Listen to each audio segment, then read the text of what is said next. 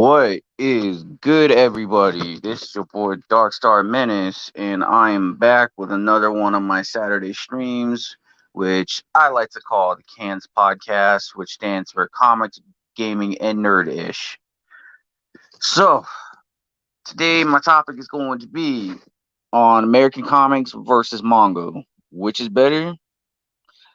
Well, before I can get into which one's better, we're gonna go ahead and give a little bit of brief background behind American comics and manga. Kind of break it down a little bit, and then from there, kind of get into like what makes American comics good, what makes them what makes them bad, and so forth. Same with manga. So I'm gonna go ahead and kind of get into that. Make sure that if you are trickling in, please, please, please hit the like button. If you're not subscribed, please subscribe to this channel. And yeah, before I go and get this started, let me go ahead and put some background music on so we can kind of set the mood. And I can kind of get this going real quick. Yeah, give me 1 second.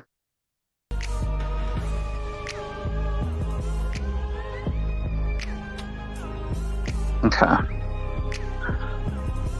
Cool. Now that I got that going, we're gonna go ahead and get into this. So, kind of the reason why I brought this up is why I kind of made this a topic is because I notice anytime you see like any video with like superhero character, mostly Superman, they always say, "Oh, well, Goku could be Superman. Oh, One Punch Man could be Superman, or vice versa." And then after that, it segues into this whole freaking argument about, oh, manga's better than American comics are better than manga. You know what I mean? And it's like, I'm going to kind of really get into it. I'm just going to break it down and then kind of give my thoughts on what I think is better between the two, just in my opinion. But I'm going to go ahead and break this down. So I guess I'll probably go ahead and start with manga first, just because I just learned some new shit about manga. I want to say last week, I learned something new. Now, it was under the impression that a lot of times manga was a ripoff of, it was just a Japanese version of American comics. Boy, was I fucking wrong. Come to find out, manga's been around since like the since like the 1800s, which is some really, really shocking shit that I didn't know. And they didn't really start producing manga like as far as like with the publishing, as far as like with like a published book. They didn't start doing that in Japan until I think 1902, which was very, very shocking to me. Did not know that. And just kind of the influence with kind of where manga gets started, some of the inspiration was just based off of old Japanese folklore. And then as the times progressed, I want to say manga started to boom around 60s and the 50s, 60s, 70s. And it trickled its way into the US to where manga, they started making it animated. So around the 70s, you started seeing anime like Gigantor or Battle of the Planets, which was Gotcha Man, or G-Force for some people. Just depends on. It just depends on how you were introduced to Gotcha Man. What else? You had Speed Racer. You had a lot of anime. You had anime like that. And then once we got into the 80s, you started getting like a little bit more into sci-fi, besides Gigantor. And I forgot to honorably mention Astro Boy. Like, I don't know how the hell I forgot to mention Astro Boy, because that without Astro Boy you wouldn't have Mega Man. Let's just be honest. But anyway, so with that, it started getting a little more in depth, started getting into, a little bit of the sci-fi realm with like Mobile Suit Gundam, Macross, Robotech, or Macross, depending on how you were introduced to that. And from there, even explored into like different like fantasy anime like Saint Seiya. And then from there, we got into a little more action-oriented stuff like Fist of the North Star, Dragon Ball Z, and then so forth. And then even a little bit more darker sci-fi like Akira. Which, if you've never read that fucking manga, man, that's like reading a fucking dictionary. Yeah, that was some dark shit. Like, it's split into like, I think 78 books, and they're pretty thick. They're pretty thick books, so that's how Akira is. But anyway, kind of go into a little bit of a tangent, but let me kind of get back on track. So once I got into the 90s, you know, that's when manga started getting really crazy, you know, with, you know, the Gundams, and with Gundam started booming around, let's say, mid 90s in the US. And Dragon Ball started hitting the US, I want to say the early 90s. You know, I know because I was like 6-7 years old when I started getting into Dragon Ball. So yeah, that's kind of how I got introduced to Dragon Ball and got introduced to manga altogether. And, you know, you had your Sailor Moons, you had your Ronin Warriors, you had your Tenchi Muyo, and then of course we got into the 2000s where we got Naruto's and the One Punch Mans, and, you know, we got the Chainsaw. You know, now we have Chainsaw Man, we got My Hero Academia, you know, stuff like, you know, anime like that. And those are just, I'm just spitballing those because those are the ones that I really like, kind of keep up with, and, you know, some of the stuff I actually read. And I'm even leaving out One Piece, which I gotta put some respect on One Piece's name, and Demon Slayer, I gotta put some respect on Demon Slayer. So yeah, there's that with manga. Now let's go ahead and get into a little bit of American comics, and then we're gonna kind of go ahead and do the differences between both of the two. So with American comics really started around 1933 when they were just doing short comic book strips, you know? And then right around 1938 was when they started Action Comics, which produced the world's very first superhero, which everybody should know, Superman.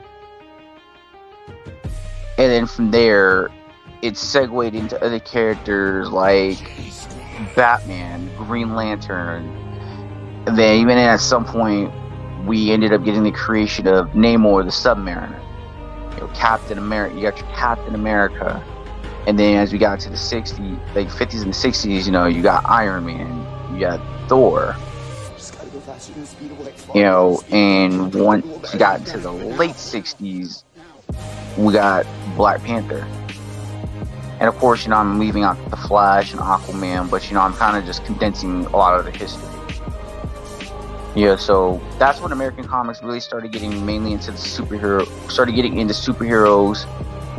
and it really boomed like around the 70s and the 80s. That's really, actually, no, I take it back. It boomed even before then, but it got even started becoming a more pop culture around the late 70s and early 90s and early 80s. So from there, we kind of know the basics about American comic books, you know, kind of where it started from there, as far as like who was the first superhero, you know, how it kind of skyrocketed from there. And I think really in the 90s was when I think the comic book industry almost tanked in the 90s.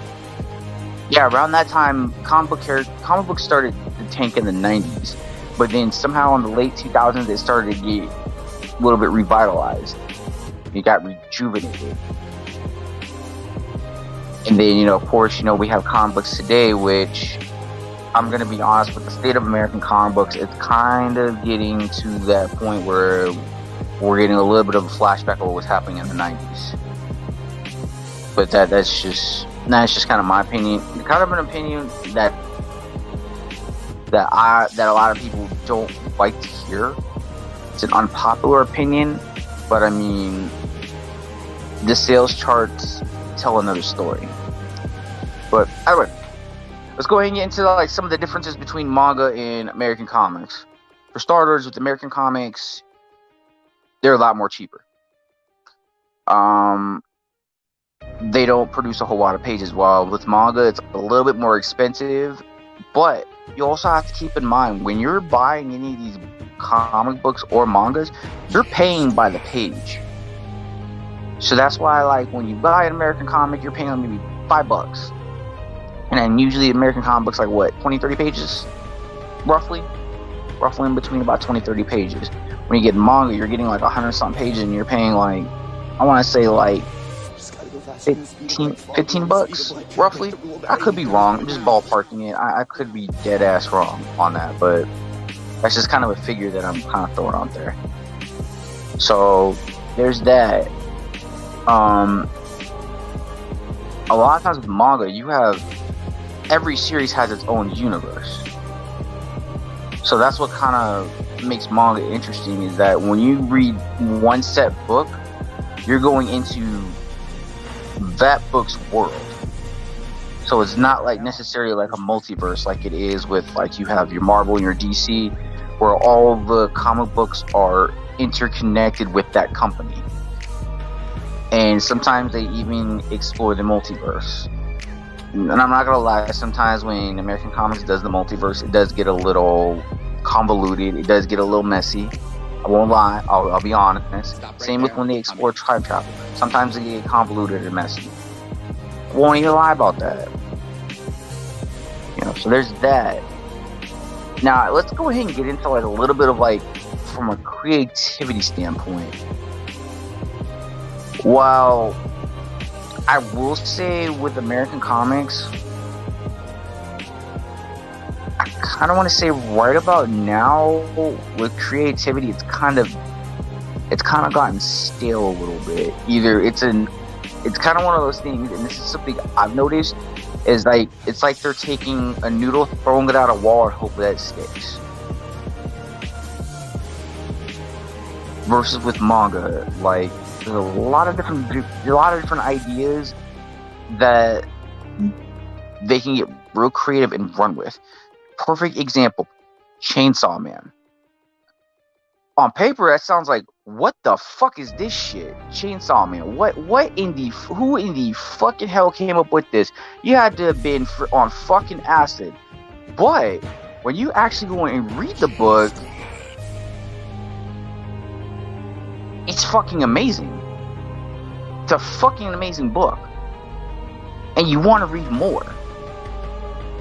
And this is one thing I kind of want to, that, like, when it comes to American comics, it's no knock on American comics as a whole, but just modern day American comics, is that, and this is a critique that I have with American comics, a big critique I always have, is that when it comes to the storytelling, a lot of it feels recycled. And I'm gonna give you a prime example. Spider-Man Miles Morales. Basically, a lot of his stories are a rehash of shit that Peter Parker did. So it's not really original. You're just basically taking some of the same stories, tweaking a few things around, and then saying, oh, now it's Miles' original story, when in actuality you're just retelling Peter's story. And that's kind of the one thing I think is American comics, where it does a detriment to American comics versus with manga. They're very creative. You know, they come up with a lot of original concepts. But I can't really say too much about, what was it? There was a Gundam series that I have to call out. It was Gundam Seed Destiny. That's one I have to call it out on its bullshit. Because they basically rehashed so much shit that happened in the first Gundam Seed. And then to add insult to injury, they literally took the same storyline from Zeta Gundam and threw it into this one. And if you don't know what storyline I'm talking about the one with Camille and Ford, where Ford was being mind controlled and she was forced to pilot the Psycho Gundam and was just destroying everything within her wake, and Camille had no choice but to take her out. They literally did the same shit in freaking Gundam Seed Destiny. Like, I was just, I had to call that shit out.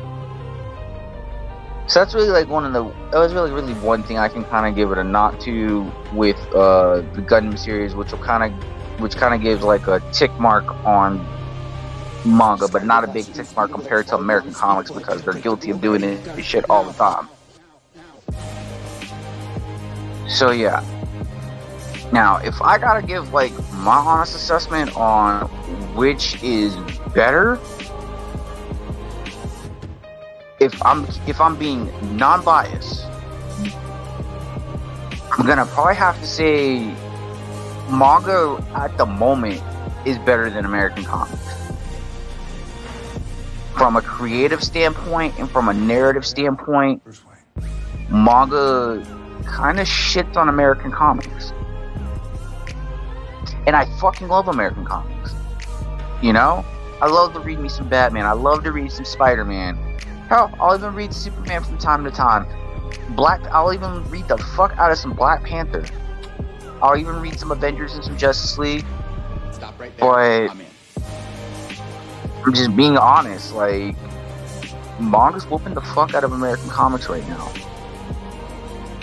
And I think right now, like, when it comes to American comics, a lot of the reason they're losing is mostly just from storytelling, and they're using a lot of shock value, thinking that it's gonna draw readers in. But what they're not realizing is that we've seen y'all do this shit time and time again with the whole shock value shit. When y'all said y'all were gonna kill off Superman in the 90s, y'all left him dead for like what, maybe a year, and then once you started seeing your sales dip, like, okay, let's bring him back. And sure enough, that's what y'all did. Y'all even did this shit when y'all tried to kill off Batman, and that didn't stick. Same with when y'all tried to kill off Captain America, that didn't stick. And then you even tried to do the shit with making Superman's son bisexual. That really didn't do well with the sales. Like, if anything, sales tanked immediately. And it's not the fact that his son is bisexual. That doesn't have shit to do with it. It's just the fact that you're using that as a marketing ploy. You're not telling us anything that's going on in the book. You're not telling us anything that's important. You're just running with, oh, he's bisexual. Okay, but what's going on in the story? What new shit's going on with this character? You know, is he gonna be having to deal with new villains? You know, is there gonna be anything else to the character besides their sexuality? Which is something I noticed that American comics focus on too much. They focus too much on just a lot of stupid identity politics. As much as I hate to be that person to say that, I hate to be that asshole, but that's something they focus on way too much.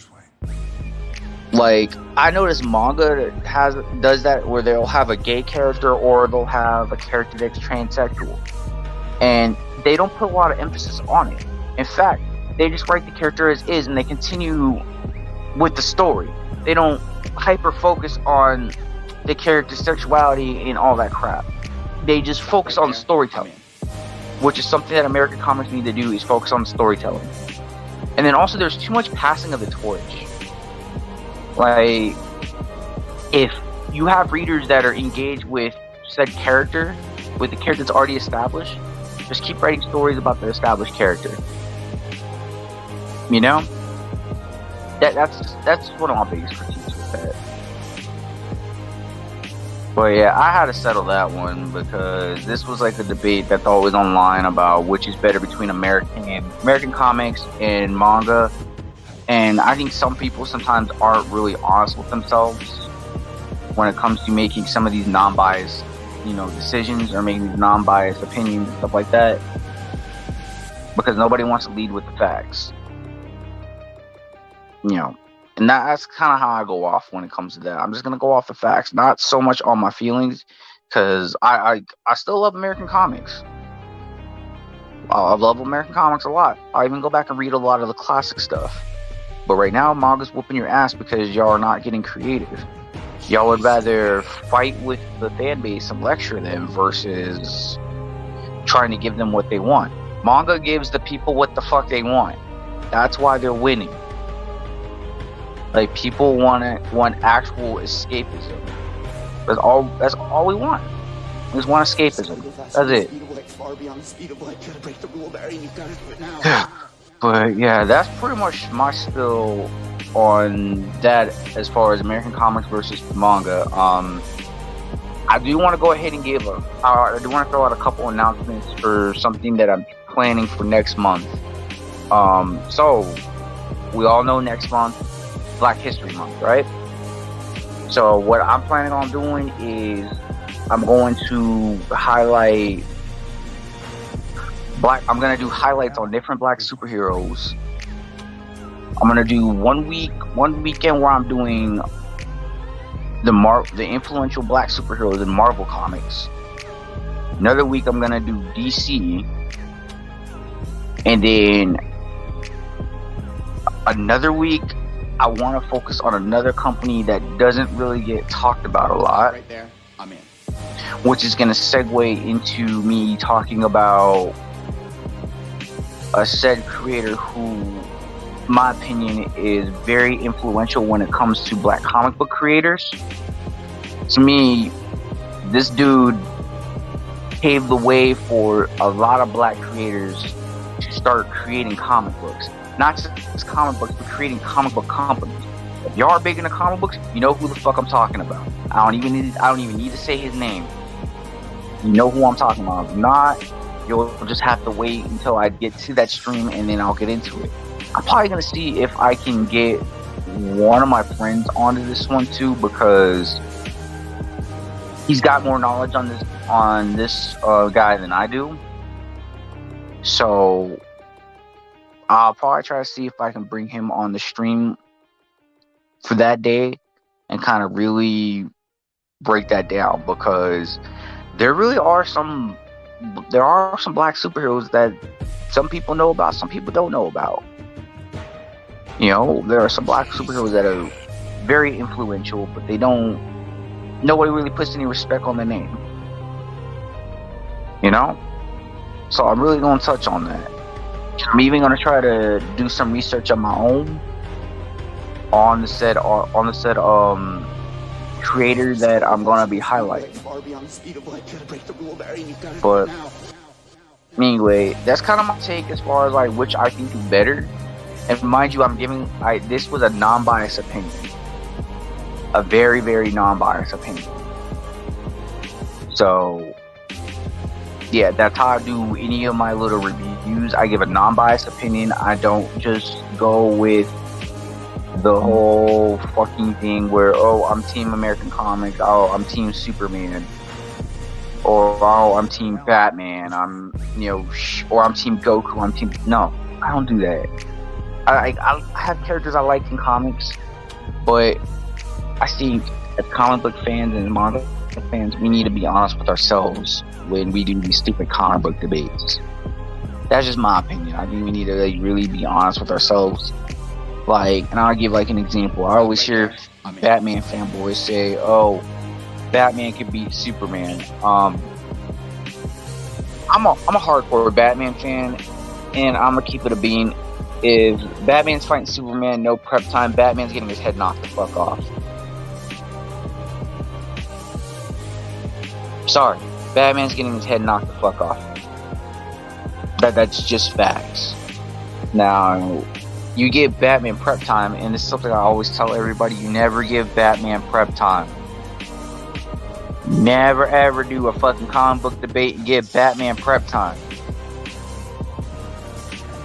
Batman is the godfather of prep time. He is the god of prep time. That's the worst thing you do, is give Batman prep time. You give him prep time, just don't even bother trying to debate anymore. Batman won. That's just what it is. Batman won.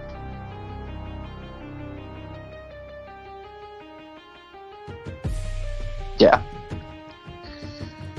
But anyway, that's the end of my little mini live stream.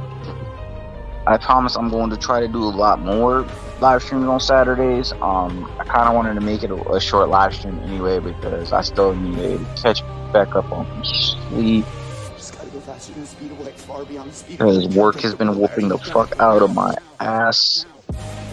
So I'm going to go ahead and crash out. I'm gonna probably go live on Need for Speed later on tonight. So just kind of keep an eye out for it, and we're gonna have a good time and all that good stuff. But anyway, I'm going to get some sleep. This is your boy Darkstar Menace. I'm signing out. Deuces.